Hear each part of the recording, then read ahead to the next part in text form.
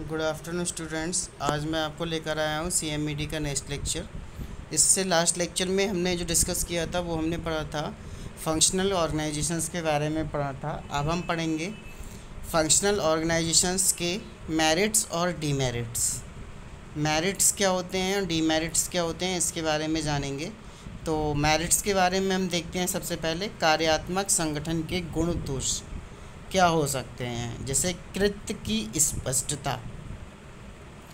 यह व्यवस्था रेखीय एवं संगठन से बेहतर है क्योंकि प्रत्येक श्रमिक का कृत्य जॉब स्पष्ट है और वह कुल समय उसी प्रकृति का काम करता है, अतः कर्मचारी की दक्षता में सुधार होता है। इसमें हमें यह समझाना चाह रहा है कि श्रमिक अपनी अपनी जॉब के लिए पूर्ण तरह से सुटेबल होते हैं और खुद की जॉब के लिए वो कुछ भी कर सकते हैं। फिर है परस्पर संयोग यानी आपसी मिलन। संगठन के लोगों में परस्पर संयोग की भावना उत्पन्न होती है। थर्ड, मार्गदर्शन। मार्गदर्शन क्या होता है? मार्गदर्शन हमारा होता है विशेषज्ञों के निर्देश एवं मार्गदर्शन संगठन को उपलब्ध रहता है। फिर दक्षता। विशेषज्ञों के उपलब्ध होने से कार्य में दक्षता व मानकता आती है। फिर है पहचान। वांछित गुणों वाले कर्मचारी तुरंत पहचान में आ जाते हैं। इन्हें प्रशिक्षित करके संगठन को दृढ़ बनाया जा सकता है। फिर है कार्य की संपन्नता। जटिल मस्तिष्क कार्यों मेंटल जॉब तथा हस्त कार्यों मैनुअल वर्क को अलग अलग करके संपन्न किया जा सकता है और विशेषज्ञ संगठन का मस्तिष्क तथा रेखीय कर्मचारी इसके हाथ पांव होते हैं। ठीक है, इसके बारे में हम डिस्कस करेंगे। इसके बाद मेरिट्स के बारे में अभी हमने पढ़े थे मेरिट्स गुण, अब दोष पढ़ेंगे। डीमेरिट्स पढ़ेंगे, दोष। अनुशासन, ये गलत लिख गया है यहाँ पे, ये मेरिट्स नहीं होगा, यहाँ पे डीमेरिट्स होगा। ठीक है, उन्होंने सेम लिख दिया है, प्रिंटिंग मिस्टेक है ये। अनुशासन, निचले स्तर पर यह स्पष्ट नहीं होता कि कब कौन किसका प्रभारी है, अतः अनुशासन प्रभावित होता है। सेकंड है समन्वय समस्या। संगठन में समन्वय समस्या संबंधी समस्या उत्पन्न हो सकती है क्योंकि एक कर्मचारी के कई अधिकारी बॉस होते हैं। टकराव, रेखीय कर्मचारी की स्थिति प्रभावित होती है, कृत्यों का टकराव होता है। फोर्थ है जिम्मेदारी निर्धारण। कार्य का स्तर गिरने पर जिम्मेदारी निर्धारित करने में दिक्कत आती है। फिर है जटिल, यह एक जटिल संगठन है जो छोटे संगठन के लिए उपयुक्त नहीं है। फिर है निर्माण उद्योग के लिए उपयुक्त संगठन। Suitable organisation for construction industry. Suitable organisation construction industry के लिए कैसे सुटेबल है ये हम जानेंगे, ये हम पढ़ेंगे।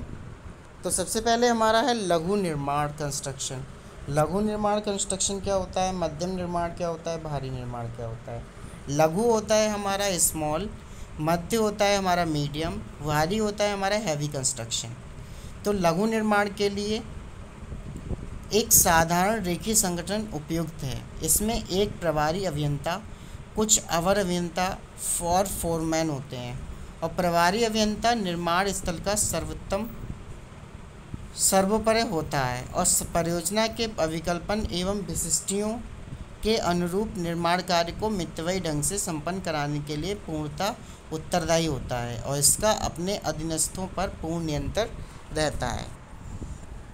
बहुत छोटे कार्यों के ठेकेदार, अभियंता और फोरमैन दोनों कार्यों को निभाता है।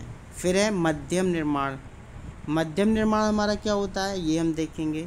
रेखीय एवं स्टाफ संगठन ठीक रहता है। प्रबंधक, मुख्य अभियंता, विशेषज्ञों के रूप में आर्किटेक्ट, अभिकल्पन अभियंता, लेखाकार, प्रशासनिक अधिकारी इत्यादि की सेवाएं प्राप्त करता है और रेखीय कर्मचारियों, स्थल अभियंता, अधिदर्शक, फोरमैन आदि की भी नियुक्ति करता है जो स्थल पर वास्तविक निर्माण संपन्न करते हैं और स्थल कर्मचारियों को विशेषज्ञों के निर्देशों का अनुपालन करना होता है। इसके बाद है हमारा भारी निर्माण के लिए रेखीय एवं रेखीय एवं स्टाफ और क्रियात्मक संगठन किसी एक को अथवा दोनों के मिले-जुले रूप वाला संगठन अपनाया जा सकता है। बड़े निर्माण पर सैकड़ों लोग काम करते हैं और बीसियों क्रियाएं संपन्न करनी होती हैं और प्रत्येक क्रिया के लिए अलग अनुखंड स्थापित किए जाते हैं, जैसे परियोजना व अभिकल्पन विभाग, सामग्री व स्टोर विभाग, वित्त विभाग, स्थापना विभाग, निरीक्षण विभाग, सतर्कता विभाग इत्यादि। और प्रत्येक अनुखंड एक प्रबंधक के अधीन होता है, जिसकी सहायता के लिए इंजीनियर, अधिदर्शक, फोरमैन कुशल व अकुशल श्रमिक होते हैं। ये हमारा भारी निर्माण के लिए होता है। फिर है प्रिंसिपल ऑफ ऑर्गेनाइजेशंस। ऑर्गेनाइजेशंस का प्रिंसिपल क्या होता है? किसी उद्देश्य की प्राप्ति के लिए संगठन बनाया जाता है और संगठन प्रभावकारी है अथवा नहीं, यह इसके उद्देश्य के प्राप्त होने पर ही ज्ञात होता है। फिर भी संगठन को प्रभावकारी बनाए रखने के लिए कुछ मूल सिद्धांतों का पालन आवश्यक होता है। ये सिद्धांत निम्न है। पहला, नियंत्रण का विस्तार। दूसरा, आदेशों या कमांड में समरूपता। तीसरा, प्राधिकारी एवं जिम्मेदारी का हस्तांतरण। Span of control of management, unity of command, delegations of authority and responsibilities. Right. इसके बाद हमारा निर्माण प्रबंधन क्या होता है?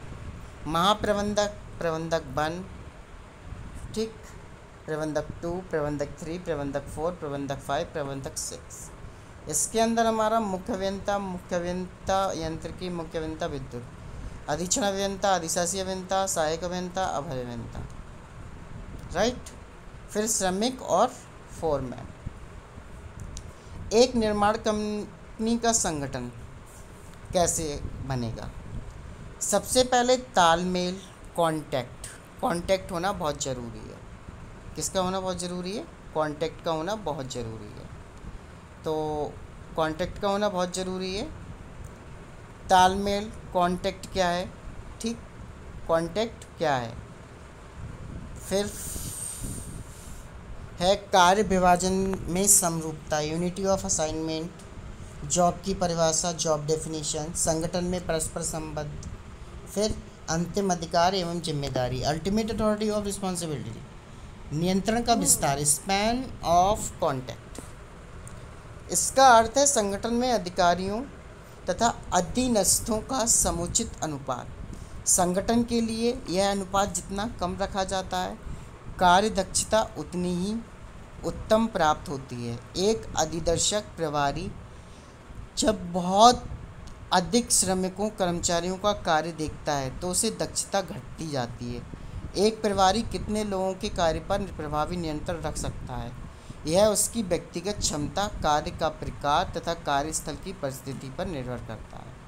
और उचित स्तर पर अधिकारी तथा अधीनस्थ का अनुपात 1:3 से 1:5 तक उत्तम रहता है और निचले स्तरों पर एक फोरमैन के नीचे 1 से 15 श्रमिक ठीक प्रकार से कार्य करते हैं। यदि कार्य सामान्य दैनिक प्रकार का है तो नियंत्रण का विस्तार बढ़ाया भी जा सकता है और नियंत्रण का विस्तार बहुत कम करने पर परियोजना की निर्माण लागत बढ़ जाती है। ठीक है। फिर है आदेशों, कमांड में समरूपता, यूनिटी ऑफ कमांड। संगठन के ढांचे में किसी अधीनस्थ का एक ही आसन अधिकारी, इमीडिएट बॉस होना चाहिए ताकि निर्देश, आज्ञाएं प्राप्त करने में कोई भ्रम उत्पन्न ना हो और ना अनुपालन में विघ्न पड़े। जब एक व्यक्ति को एक ही समय में अनेक अधिकारियों से अलग अलग प्रकार के निर्देश प्राप्त होते हैं तो भ्रम उत्पन्न होना स्वाभाविक है। इससे कार्य संपन्न होने में देर होती है और अधिकारियों के प्रति अधीनस्थों का सम्मान घटने लगता है तथा संगठन में आदेशों में समरूपता होनी चाहिए। ठीक है। फिर है प्राधिकारी एवं जिम्मेदारी का हस्तांतरण, declination of authority and responsibility. Declination of authority and responsibility क्या हो सकती है? तो इसी चीज़ को हमें कंफर्म कर लेना चाहिए। Declination of authority and responsibility, प्रबंधक अथवा उच्च अधिकारी संगठन के सभी कार्य स्वयं नहीं कर पाता। अतः उसे कुछ कार्य जो वह उपयुक्त समझता है अपने अधीनस्थों के करने के लिए सौंप देता है, और ड्यूटी तथा जिम्मेदारी तभी अच्छी तरह निभाई जा सकती है जब इसके साथ जुड़े हुए अधिकारियों को आवंटन की भी किया जाए। अतः कार्यों को सहज संपन्न करने के लिए अधिकारों व जिम्मेदारियों का अधीनस्थ अधिकारियों का प्रभारी में बंटवारा करना पड़ता है। उत्तम परिणाम के लिए संगठन के प्रत्येक व्यक्ति का कार्य उत्तरदायित्व पूरा निर्धारित किया जाना चाहिए, और जहां वह अपनी जिम्मेदारी के प्रति ढील दिखाता है उसे उसी बिंदु पर सचेत करने के लिए कदम उठाने चाहिए। एक अच्छा प्रबंधक स्वयं कार्य नहीं करता बल्कि अपनी देखरेख में अधीनस्थ से करवाता है। यह तभी संपन्न होता है जब पदाधिकारियों का उचित ढंग पर बंटवारा किया गया हो, यानी काम को डिफरेंट पार्ट्स में तोड़ देते हैं। फिर है हमारा तालमेल। तो तालमेल एक बहुत ही अच्छा होना चाहिए पूरे संगठन, पूरे ऑर्गेनाइजेशंस के अंदर। संगठन के सभी अनुभागों में आपसी तालमेल होना चाहिए। इससे कार्य में दक्षता आती है, यानी काम तेजी से होता है और मितव्ययिता बनी रहती है। संगठन की नीतियों को दृष्टि में रखते हुए सभी अनुभागों को मिलजुल कर कार्य करना चाहिए। इसके लिए समय समय पर विभिन्न अनुभागों के अध्यक्षों की बैठकें होनी चाहिए। फिर है कार्य विभाजन में समरूपता, यूनिटी ऑफ असाइनमेंट। संगठन के विभिन्न अनुभागों में समान प्रकार के कार्यों को संपन्न करने के तरीके में समरूपता होनी चाहिए, और इनके पदों के लिए कर्मचारियों की योग्यता का मापदंड एक जैसा रखना चाहिए, ताकि आवश्यक होने पर इन कर्मचारियों को एक अनुभाग से दूसरे अनुभाग में अदला बदली की जा सके। ठीक है, तो कार्य का विभाजन ऐसा करना चाहिए कि जैसे कि एक डिपार्टमेंट से दूसरे डिपार्टमेंट में एक दूसरे को बदल दें। एक व्यक्ति को एक समय में एक ही कार्य सौंपा जाना चाहिए, इससे व्यक्ति में दक्षता आती है। अब ऐसा नहीं है कि एक को 10 काम दे दिए, 10 काम को देख रहा है, नहीं। अब उसे एक काम दिया गया है तो उसी में उसका एक्सपीरियंस बढ़ेगा और वो आपके काम के लिए बढ़िया रहेगा। जॉब डेफिनेशंस क्या होती है? संगठन द्वारा किए जाने वाले कार्यों की रूपरेखा व प्रक्रिया स्पष्ट परिभाषित होनी चाहिए। जॉब संबंधी सभी सूचना तथा सामग्री का विवरण लिखित में उपलब्ध रहना चाहिए, जैसे जॉब का पूर्ण नाम, कोड, पहचान, मार्क इत्यादि। सेकंड है जॉब का मानक अथवा ग्रेड। थर्ड, विभाग, अनुखंड जहाँ पर जॉब संपन्न होनी है। फोर्थ है पारी, शिफ्ट का समय, इवनिंग शिफ्ट का है, आफ्टरनून शिफ्ट का है, या फिर हमारा इवनिंग मॉर्निंग शिफ्ट का है। तो प्रक्रिया से संबंधित कार्यों की सूचना। फिर है संगठन में परस्पर संबंधिता, ऑर्गेनाइजेशंस रिलेशनशिप। किसी भी संगठन में एक व्यक्ति के निम्न 2 स्तरीय संबंध होते हैं। एक होता है क्षैतिज स्तरीय, एक होता है हमारा वर्टिकल रिलेशनशिप, हॉरिजॉन्टल और वर्टिकल। राइट। समान स्तर पर कार्य करने वालों के साथ व्यवहार संबंध क्षैतिज संबंध कहलाता है, और अपने ज्येष्ठ तथा अनिष्ट से व्यवहार संबंध ऊर्ध्वाधर स्तरीय संबंध के अंतर्गत आता है। यानी कि अपने से बड़े अधिकारी जो संबंध होता है वो हमारा आता है हॉरिजॉन्टल स्तरीय संबंध के अंतर्गत। प्रत्येक कर्मचारी को अपने कार्य के साथ साथ अपने क्षैतिज तथा ऊर्ध्वाधर स्तरीय संबंधों का ज्ञात होना चाहिए, तभी वह संगठन में अपना स्थान सुनिश्चित व सुदृढ़ कर पाता है और समय के प्रति तथा संगठन के लिए लाभकारी सिद्ध हो पाता है। जो अच्छा अधीनस्थ है वहीं एक सफल प्रभारी बन सकता है। संगठन के कुशल संचालन के लिए यह जरूरी है कि संगठन के प्रत्येक सदस्य को संगठन में उसका स्थान स्पष्ट कर दिया जाए।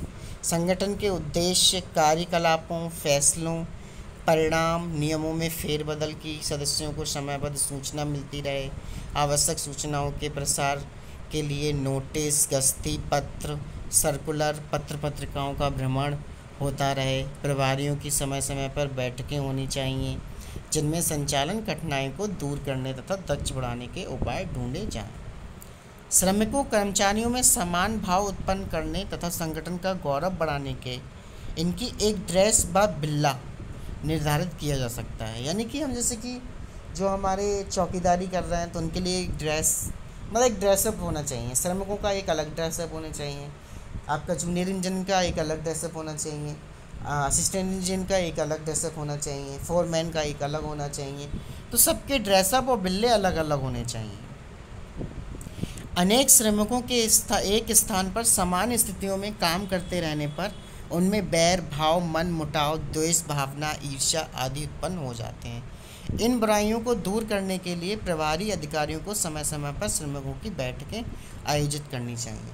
यानी जब श्रमिक एक ही जगह काम करते हैं, कोई काम श्रमिक कर रहा है, कोई एक कर रहा है, कोई नहीं कर रहा है, कोई बहुत तेज़ी से काम कर रहा है, तो उन सब में दोष उत्पन्न हो जाते हैं, ईर्ष्या उत्पन्न हो जाती है, मनमुटाव उत्पन्न हो जाते हैं। इसीलिए इन सभी मनमुटाव, इन सभी चीज़ों को दूर करने के लिए हमारे जो अभियंता हैं उन्हें परस्पर मीटिंग रखनी चाहिए या बैठक रखनी चाहिए, राइट। तो इन बुराइयों को दूर करने के लिए प्रभारी अधिकारी को समय समय पर श्रमिकों की बैठकें आयोजित करनी चाहिए। दोषी व्यक्ति के विरुद्ध तुरंत उचित कार्यवाही करनी चाहिए। किसी मामले में गंभीर रूप धारण करने से पहले निपटा देना चाहिए। ये कार्यवाही श्रमिकों तथा संगठन दोनों के हित में है। संगठन के अधिकारियों को कर्मचारियों, श्रमिकों के कल्याण की ओर भी ध्यान देना चाहिए। फिर संगठनात्मक संबंध सुधारने के उपाय। इन्होंने ये उपाय बताए हैं कि कैसे कैसे क्या क्या उपाय हैं। तो सभी श्रमिकों, कर्मचारियों से समान व्यवहार किया जाए। सेकंड, कर्मचारियों की समान कठिनाइयों पर विचार करने के लिए समय समय पर उनकी बैठकें आयोजित की जाएं। थर्ड है, प्रत्येक कर्मचारी का संगठन में पद एवं कार्य परिभाषित करने के लिए चार्ट बनाए जाएं और नियंत्रण कक्षों में लगाए जाएं। फिर है 8वां पॉइंट, अंतिम अधिकारी एवं जिम्मेदारी, अल्टीमेट अथॉरिटी ऑफ रिस्पॉन्सिबिलिटीज क्या होती है।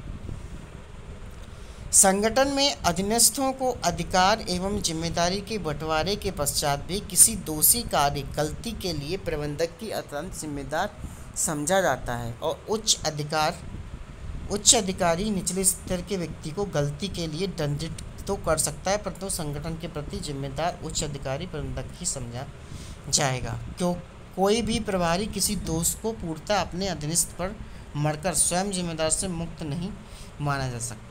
समझ गए। इसके बाद है निर्माण उद्योग में मुख्य व्यक्तियों के कृत्य। Function of main personal of construction industry. Director क्या होता है। इस संगठन पर पूर्ण अधिकार होता है। यह अपने कार्यों के लिए निदेश मंडल, बोर्ड ऑफ डायरेक्टर अथवा स्वामी के प्रति उत्तरदायी है। इनके द्वारा पारित नीतियों को क्रियान्वित कराता है। यह संगठन के कार्यों के प्रति से निदेशक मंडल स्वामी को अवगत कराता रहा है। इसका संगठन के वित्तीय मामलों पर भी नियंत्रण होता है। दूसरा है मुख्य अभियंता प्रबंधक, चीफ इंजीनियर मैनेजर। यह संगठन में उच्च तकनीकी अधिकारी होता है जो निर्माण उत्पादन की सभी प्रक्रियाओं से भलीभांति परिचित होता है और इसका संचालन सुनिश्चित करता है। तीसरा है जनसंपर्क अधिकारी, पब्लिक रिलेशनशिप ऑफिसर। यह अधिकारी संगठन तथा पब्लिक के मध्य अपनी संपर्क स्थापित करता है और संगठन के कार्यों की विशेषताओं को उजागर करके ग्राहकों को इसके प्रति आकर्षित करता है। यह अधिकारी संगठन में अपनाए जाने वाले सुधारात्मक कार्यों को लागू करता है। साइट इंजीनियर, स्थल का अभियंता। यह अधिकारी मौके पर सभी निर्माण कार्यों का संचालन कराता है, जो साइट इंजीनियर होता है, और कार्य के लिए श्रमिकों, सामग्री एवं मशीनों का तालमेल बनाता है। यह कार्य की संतोषजनक प्रगति बनाने रखने तथा इसे पूर्ति तक पहुंचाने के लिए जिम्मेदार होता है। और स्थल अभियंता निर्माण कार्य की प्रगति के साथ साथ इस पर होने वाले व्यय का प्रारंभिक लेखा भी रखता है और मुख्य अभियंता प्रबंधक को इस बारे में समयबद्ध सूचनाएं भी भेजता है। तो साइट इंजीनियर का मेन रोल होता है। फिर है निर्माण अधीक्षक, सुपरिटेंडेंट ऑफ वर्कर। यह निर्माण कार्य का संचालन, दैनिक प्रगति तथा निरीक्षण दिखता है, विभिन्न अनुखंडों में कार्य का आवंटन करता है और प्रभारी तथा श्रमिकों की समस्याओं का हल करता है। और निर्माण अधीक्षक अपने कार्य के लिए स्थल अभियंता को जवाबदेह होता है। भंडार अधिकारी, स्टोर ऑफिसर। यह व्यक्ति निर्माण स्थल पर निर्माण सामग्री तथा उपसर्गों की व्यवस्था करता है ताकि कार्य लगातार चलता रहे। यह बाजार से निर्माण सामग्री के क्रय की व्यवस्था भी करता है। भंडार अधिकारी निर्माण स्थल पर अप्रयुक्त तथा निष्प्रयोज्य सामग्री व मशीनों के निपटान की उचित व्यवस्था करता है और सामग्री के लेन देन का लेखा तैयार करता है। ठीक है। फिर है कार्यालय अधीक्षक, ऑफिस सुपरिटेंडेंट। यह व्यक्ति मुख्य अभियंता तथा निदेशकों के कार्यालय का संचालन करता है और सभी पत्राचार और लेखक का अभिलेख रखता है और इसके कार्यालय में नियुक्त लेखाकार सभी प्राप्तियों व भुगतानों को संपन्न करता है। फोरमैन, यह प्रभारी अपनी जॉब प्रणाली में दक्ष होता है और सीधा श्रमिकों से काम लेने के लिए नियुक्त किया जाता है। यह अपने जॉब की कार्य प्रगति के लिए सीधे तौर पर जिम्मेदार होता है और श्रमिकों को कार्य के लिए प्रेरित एवं निर्देशित करता है और बड़े कार्यों पर फोरमैन के अधीन चार्जमैन भी रखे जाते हैं। निर्माण संगठन में उपरोक्त के अतिरिक्त अनेक अन्य कर्मचारी भी होते हैं जो अपने अपने कार्य के लिए जिम्मेदार होते हैं। इनमें डिज़ाइन सहायक, एस्टिमेटर, ड्राफ्ट्समैन, सर्वेयर इत्यादि शामिल होते हैं। तो ये बात थी हमारी। इसमें हमने जो आपसे ऊपर से पढ़कर आ रहे थे, हमने ऊपर से जो पढ़ा था निर्माण बोलते मुख्य व्यक्तियों के फंक्शन। ठीक है। तो इस तरह से एक कंस्ट्रक्शन में इतने सारे सभी लोगों के कंस्ट्रक्शन होते हैं। फिर है इसके बाद अभिप्रेरण तथा मानव संबंध, motivation and human relationship concept. Motivation यानी जब हम कंस्ट्रक्शन पे काम करा रहे हैं तो हमारे जो श्रमिक हैं, साइट इंजीनियर हैं, असिस्टेंट इंजीनियर हैं, तो इन सभी को मोटिवेशन बहुत ज़रूरी होता है। जब आप इन्हें मोटिवेट करेंगे, मोटिवेट का मतलब है आप इनके इंसेंटिव बढ़ा देंगे, सैलरीज बढ़ा देंगे, काम में दक्षता होगी तो उनके लिए अच्छे वर्क कर देंगे आप। मतलब किसी व्यक्ति को कोई विशेष कार्य करने के लिए प्रेरित करना अभिप्रेरणा कहलाती है। संगठन में एक प्रभारी को अपने अनेक कर्मचारियों श्रमिकों से निर्धारित लक्ष्य की प्राप्ति के लिए कार्य लेना होता है और इसके लिए उन्हें मानसिक तथा शारीरिक तौर पर पूरी तरह तैयार करना होता है और उन्हें उत्साहित करना पड़ता है, जिनमें उनमें जोश भरना होता है। तभी कोई कर्मचारी श्रमिक अपनी पूरी क्षमता तथा प्रतिभा से उस कार्य में जुटता है। और मनुष्य कोई मशीन नहीं है कि बटन दबाते ही कार्य करने लगे, और वह भी पूरी क्षमता से। मनुष्य तो मनुष्य है, मनुष्य से कार्य लेने के लिए उसमें कार्य के प्रति इच्छा पैदा करनी होती है, जो अभिप्रेरणा से ही संभव है। अभिप्रेरणा में एक मनोवैज्ञानिक उत्तेजना व लगन जो व्यक्ति को अधिक व उत्तम कार्य करने के लिए प्रोत्साहित करती है। अगर कोई बंदा काम कर रहा है, कोई इंजीनियर है, आपने उससे 30% मांगा है और वो आपको 60% करके दे रहा है, तो आप उसे मोटिवेट कीजिए, ताकि जब आप उसे मोटिवेट करेंगे, मोटिवेट का मतलब होता है उसके काम की प्रशंसा करना। ठीक है। और जब वो अच्छा काम कर रहा है तो अच्छा ही बोलेंगे, तो इससे उसका काम में और ज़्यादा मन लगेगा। ठीक है।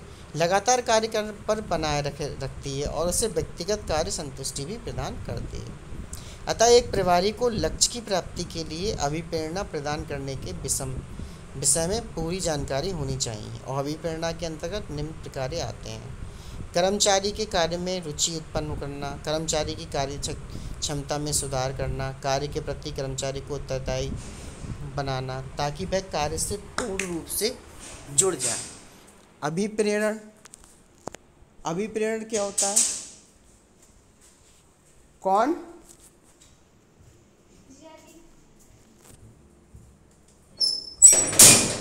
कर्मचारी को कार्य में रुचि उत्पन्न करना होता है, कर्मचारी की कार्य क्षमता में सुधार करना होता है और कार्य के प्रति कर्मचारी को उत्तरदायी बनाना ताकि वह कार्य से पूर्ण रूप से जुड़ जाए। ठीक है। इसके बाद अभिप्रेरण के लाभ, एडवांटेज ऑफ मोटिवेशन। मनुष्य जो भी कार्य करता है उसके पीछे कोई ना कोई प्रेरणा अवश्य होती है। अभिप्रेरणा के मुख्य लाभ निम्नलिखित हैं। अभिप्रेरणा से श्रमिक की कार्य के प्रति रुचि उत्पन्न होती है और वह कार्य में पूरी लगन से जुट जाता है। ठीक है।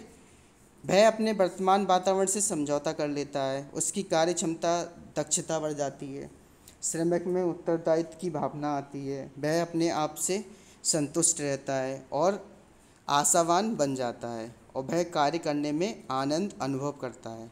इससे कार्य की मानकता उत्तम होती है और विप्रेरणा के कारण श्रमिक तथा मालिकों में औद्योगिक संबंधन में टकराव नहीं आता। और अभिप्रेरण के मूलभूत आधार, तो ये सारे हमारे फंक्शंस थे, एडवांटेज थे मोटिवेशंस के, कि क्या क्या एडवांटेज है, कैसे कैसे हमें क्या करना है। फिर है अभिप्रेरण के मूलभूत आधार। फंडामेंटल ऑफ मोटिवेशंस, एक व्यक्ति काम क्यों करता है, उसे काम करने की प्रेरणा कहाँ से मिलती है। इसका सीधा सरल उत्तम यह मानव समाज है। फंडा यानी मोटिवेशन करना कि कोई बंदा अगर आपके संगठन में है और वो आपके बहुत अच्छे से वर्क कर रहा है, वो आपको 30% अगर आपने मांगा है तो वो आपको 60% वर्क दे रहा है, 100% करके दे रहा है। जब वो एक अच्छी क्वांटिटी में एक अच्छा वर्कलोड करके दे रहा है तो उसके लिए आपको उसकी मोटिवेशंस करनी चाहिए, उसकी प्रशंसा करनी चाहिए। ठीक है, तो यह मानव समाज है जिसका सदस्य प्रत्येक व्यक्ति है। समाज में रहते हुए अनेक ऐसे कारक हैं जो उसे अपनी आवश्यकताओं की पूर्ति के लिए कार्य करने हेतु प्रेरित करते हैं। और प्रोफेसर मैस्लो ने मानवीय विप्रेरणा से संबंधित निम्न बातों पर चर्चा की थी। मानव सदैव इच्छाशील है, इच्छा की संस्कृति से उसे कार्य करने के लिए प्रेरित करती है। मनुष्य की आवश्यकताओं का अंत नहीं है, आवश्यकताएं एक सीढ़ी की तरह रहती हैं और आवश्यकता पूर्ण होने पर दूसरी आवश्यकता सामने आ जाती है। व्यक्ति की हमारी बहुत सारी देखो शारीरिक इच्छाएं होती हैं, शरीर को संतुष्टि देती हैं। सामाजिक सोशल नीड्स होती है, सिक्योरिटी नीड्स होती है कि मानव अपने आप को सुरक्षित रखे। और मिसलेनियस नीड्स जैसे आत्मसम्मान, आत्मसिद्धि। ठीक है, शारीरिक अवस्थाएं, जीवित रहने के लिए मनुष्य की कुछ मूलभूत आवश्यकताएं हैं जैसे भूख, प्यास, निद्रा, यौन पूर्ति। इन आवश्यकताओं की पूर्ति के लिए मनुष्य स्वतः प्रेरित होकर भाग दौड़ करता है। भूख लगना, प्यास लगना, जब इंसान खाएगा पिएगा, और ये सारी निद्रा, सोना, यौन पूर्ति। ठीक है, इन आवश्यकताओं की पूर्ति के लिए मनुष्य स्वतः ही प्रेरित होता है, भाग दौड़ करता है और काम करता है, हाथ पांव चलाता है। जब उसकी आवश्यकताएं पूरी हो जाती हैं तब अन्य आवश्यकताओं पर ध्यान देता है। जबकि पशु पक्षी शारीरिक आवश्यकताओं की पूर्ति पर ही संतुष्ट रहते हैं क्योंकि वह कोई समाज नहीं रचते हैं, क्योंकि उनका कोई भी समाज नहीं होता है। अब है सामाजिक आवश्यकताएं। शारीरिक ज़रूरतें पूरे होने के बाद मनुष्य समाज में अपना स्थान बनाना चाहता है क्योंकि वह मूल रूप से एक सामाजिक प्राणी है और वह समाज से प्यार करता है। और क्योंकि वह मूल रूप से एक सामाजिक प्राणी है, वह समाज से प्यार, सम्मान, आदर, उत्तम व्यवहार, मित्रता, सहायता इत्यादि पाना चाहता है। और देखा गया है कि इन आवश्यकताओं को पूर्ण करने के लिए मनुष्य अच्छे ढंग से कार्य करता है और संगठन में सांस्कृतिक मंडली, क्लबों आदि की स्थापना करके मनुष्य को उसमें भाग लेने का अवसर देना चाहिए। समाज क्या होता है? सोसाइटी, आपसी संबंध, तालमेल, लोगों से अच्छे से बात करना, एक दूसरे की ज़रूरतों का ख्याल रखना, ये हमारा सामाजिक आवश्यकताओं के अंदर आता है। फिर है सुरक्षात्मक आवश्यकताएं। मनुष्य बेकारी, बीमारी, दुर्घटना तथा अन्य अप्रिय स्थिति में अपने मालिकों, सरकार और समाज से सहायता, सहानुभूति, सुरक्षा आदि की मांग रखता है और इन आवश्यकताओं के उपलब्ध रहने पर वह अपने कार्य को अधिक उत्साह व लगन के साथ करता है। सुरक्षात्मक आवश्यकताओं की पूर्ति के लिए श्रमिक को भविष्य निधि, कर्मचारी बीमा, चिकित्सा सुविधा, पेंशन इत्यादि की सुविधाएं उपलब्ध होनी चाहिए। ठीक है, फिर इसके बाद हमारा है नेक्स्ट, अन्य आवश्यकताएं, मिसलेनियस मटेरियल्स। ठीक है, इसमें क्या होता है? मनुष्य अपने कार्य का उचित मूल्यांकन, अपने विचारों और भावनाओं का आदर तथा सामाजिक सम्मान भी चाहता है। उपयुक्त आवश्यकताओं की पूर्ति पर एक व्यक्ति अपने काम में स्वतः प्रेरणा से कार्य करता है और छोटी मोटी अड़चनों से भी नहीं घबराता। जबकि ये सुविधाएं ना मिलने पर वह असंतुष्ट व दुखी रहता है और अपने काम में पूरी रुचि नहीं लेता अथवा लापरवाही दिखाता है। ठीक है, लापरवाही दिखाता है और मालिकों के आगे अनावश्यक आर्थिक तथा अन्य मांगे रखता है। और प्रबंधक मालिक द्वारा मानव की इन मूलभूत आवश्यकताओं की ओर ध्यान देने पर वह अपने संगठन में इच्छुक कार्यकर्ताओं बिलिंग वर्कर्स को पाता है, जो संगठन के लिए दिल से कार्य करते हैं। ठीक है, तो ये सारी चीज़ें हमने आज अब पढ़ी, बहुत सारी चीज़ें डिस्कस की, और ये आप पढ़िएगा, समझिएगा, और कोई भी प्रॉब्लम है तो यूट्यूब बॉक्स के कमेंट बॉक्स में कमेंट कीजिएगा। ठीक है students, okay, thank you students.